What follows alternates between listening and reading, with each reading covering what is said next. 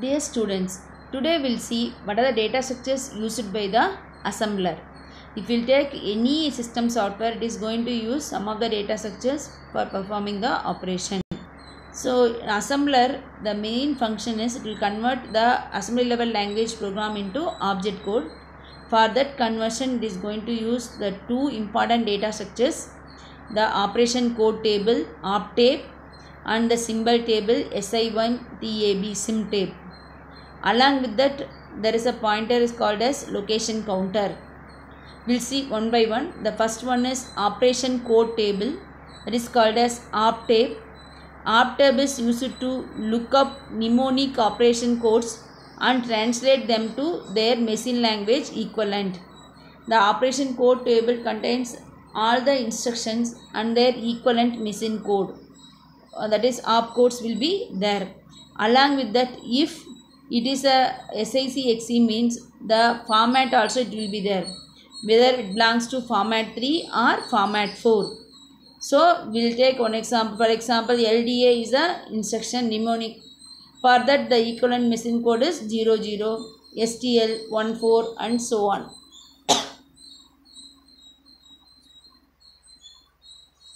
It contains the instruction format and length.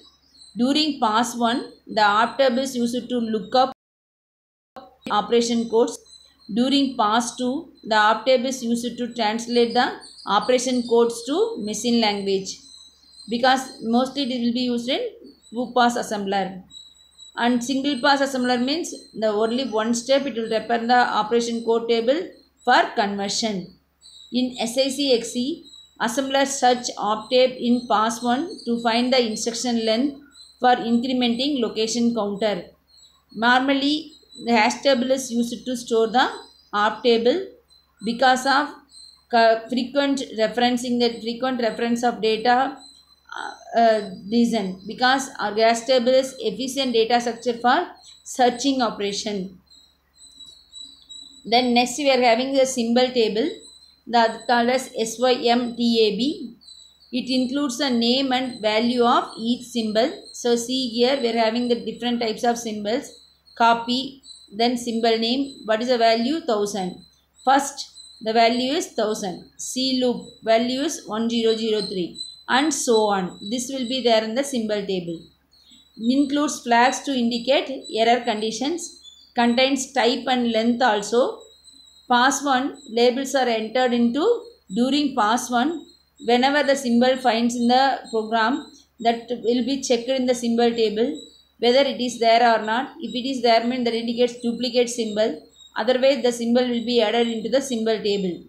During pass 2, the assembler will refer the symbol table for symbol values whenever it finds a symbol in the operand column. Here also the frequent operation performed is searching as well as inserting. For that, the hash table data structure is efficient. The entries are rarely deleted from table. When any symbol is deleted from the program, means that value and along with that the symbol also deleted from the symbol table. Then next we are having the location counter.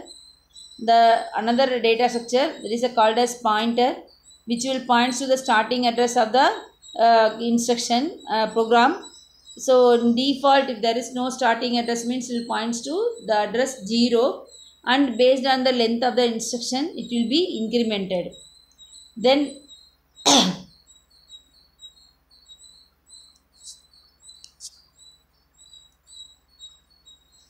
the location counter,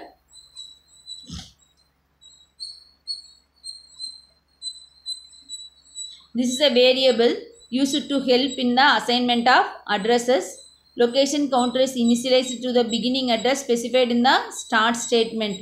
In the program, it will be the start, then what is the address, starting address. If there are not given any address, means 0 should be taken as a starting address, that will be assigned to the location counter.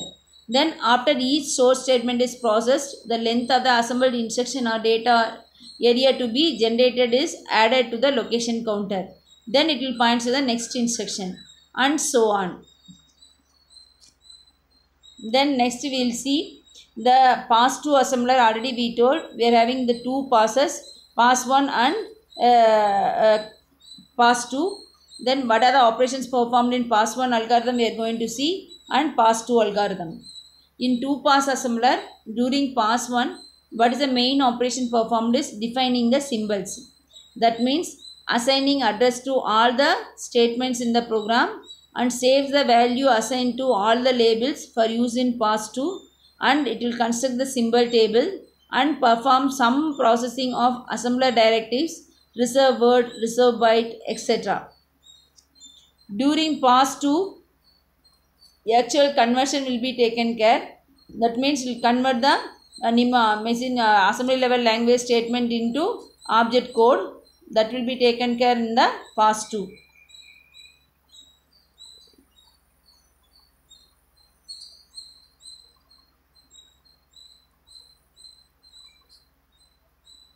Actual conversion will be taken care in pass 2.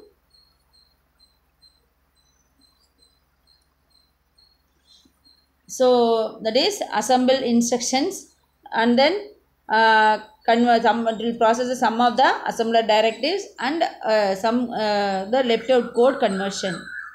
And we'll see the detailed algorithm of pass 1. That already we know that the start will be followed by the starting address. If starting address is not given, the location counter will be assigned as 0. And next, until that end statement is found, it is going to perform the operation. If in each time it has to check whether there is a command line or not. If it is not, then if there is a symbol in the label field, then it will check that symbol in the symbol table. If it is not there already, means the symbol will be added into the symbol table along with its value. If it is already there, means that indicates duplicate symbol. And next we got to that insert, that both the symbol and value will be inserted into the symbol table. And next it will search the op table for opcode. If opcode equal to word, means the value 3 will be added to the location counter. If opcode equal to byte, means that byte value will be added to the location counter. If opcode equal to reserve word, means the value 3 will be a 3 into how many words should be reserved. And then if it's a reserve byte, means 1 into how many bytes, that should be specified. Then next is the value, the intermediate output, that will be stored into the intermediate file, that will be given as an input to the pass 2 of an assembler. So that is, in the pass 2 assembler, actually the pass 2 assembler, actually that actual conversion will be happen. That is converting assembly level language program into object code. So that will be happen in the pass 2 algorithm. If go through that pass 2 algorithm, that intermediate file should be given as an input to the pass 2 algorithm. Then that it will convert into machine language equivalent by referring operation code table, symbol table, and using the location counter. Please go through this pass 1 assembler and pass 2 assembler algorithms, and along with that you may be going to get a problem in this, converting SIC program into object code, SIC XC program into object code. So we will see that things in the next classes. Thank you.